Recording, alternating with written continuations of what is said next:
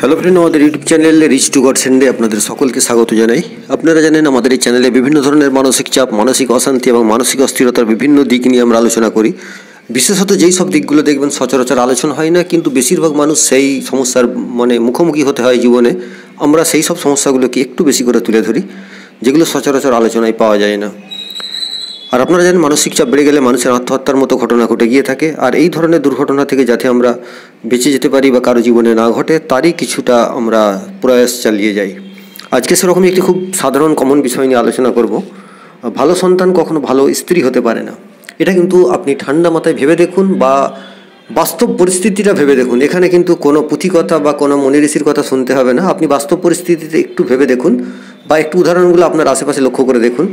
দেখবেন ভালো সন্তান কখনো ভালো স্ত্রী হতে পারে না। অর্থাৎ দেখবেন একটা স্ত্রী জাতির যে চরিত্র, সেই চরিত্রটাই কিন্তু হচ্ছে এরকম। যখনই আপনার স্ত্রী আপনার ঘরে এলো, সে কিন্তু দেখবেন সব সময় একটা যেন মোটাল পরিস্থিতিটা এইরকম হয়ে গিয়েছে যে আপনার যে ধরুন বোন আছে, অর্থাৎ তার যে ননদ হচ্ছে বা তার শ্বশুর শাশুড়ি, অর্থাৎ আপনার বাবা মা, আপনি একজন পুরুষ, আপনার বাবা মা, তাদেরকে আপনার যদি আপনি একটু বেশি নজর দিয়ে ফেলেন বা তাদের যদি আপনার দায়িত্ব মতো দেখভাল করেন, তাহলেই কিন্তু দেখবেন সে আপনার বিরুদ্ধে চলে যাচ্ছে, আপনার সঙ্গে বেশ অশান্তি চলছে। আমরা খবরের কাগজ খুললে প্রায় দেখি বৃদ্ধ বাবা মাকে ঘর থেকে বার করে দিয়েছে, বৃদ্ধ বাবা মাকে মারধর করছে, বৃদ্ধ বাবা মাকে খেতে দিচ্ছে না। এই সব সন্তানগুলো কিন্তু খুব ভালো স্বামী। আপনি খোঁজ করে দেখবেন, যেই সব সন্তানগুলো বা যেসব পুরুষগুলো, যে ছেলেগুলো এই ধরনের কাণ্ড ঘটায়, বাবা মাকে মারধর করেছে, বাবা মাকে খেতে দিচ্ছে না, বাবা মাকে বার করে দিচ্ছে, বাবা মাকে এখানে ওখানে রেখে পালিয়ে আসছে, এই সব ছেলে বা পুরুষগুলি এরা কিন্তু খুব ভালো স্বামী।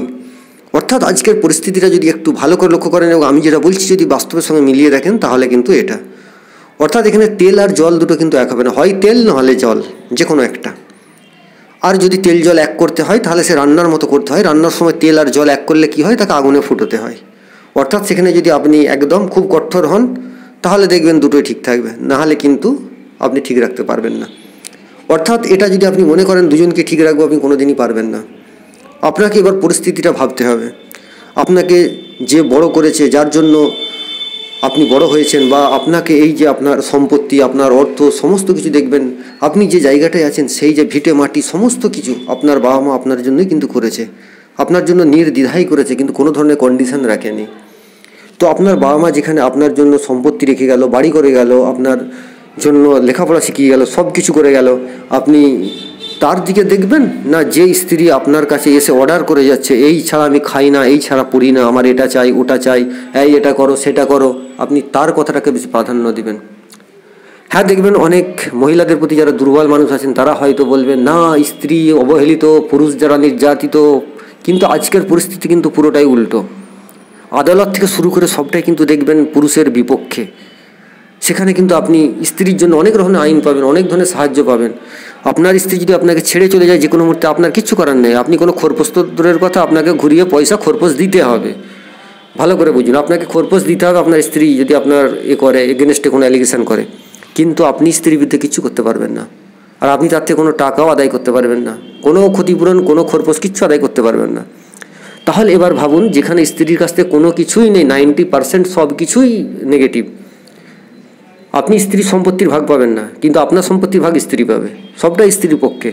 এবং যেখানে বাবা মা আপনার সব কিছু করলো, তো আপনাকে মৃত্যুবরণ করতে হবে। আপনি পরকাল বিশ্বাস করেন বা নাই করেন সেটা পরের কথা, কিন্তু এটুকু কৃতজ্ঞতা যদি আপনার থাকে যে যেটা আমি পেয়েছি এতদিনে নিঃস্বার্থভাবে, সেটার দিকে একটু নজর দিই। তো সেটার দিকে নজর দিন, বাবা মাকে লক্ষ্য রাখুন।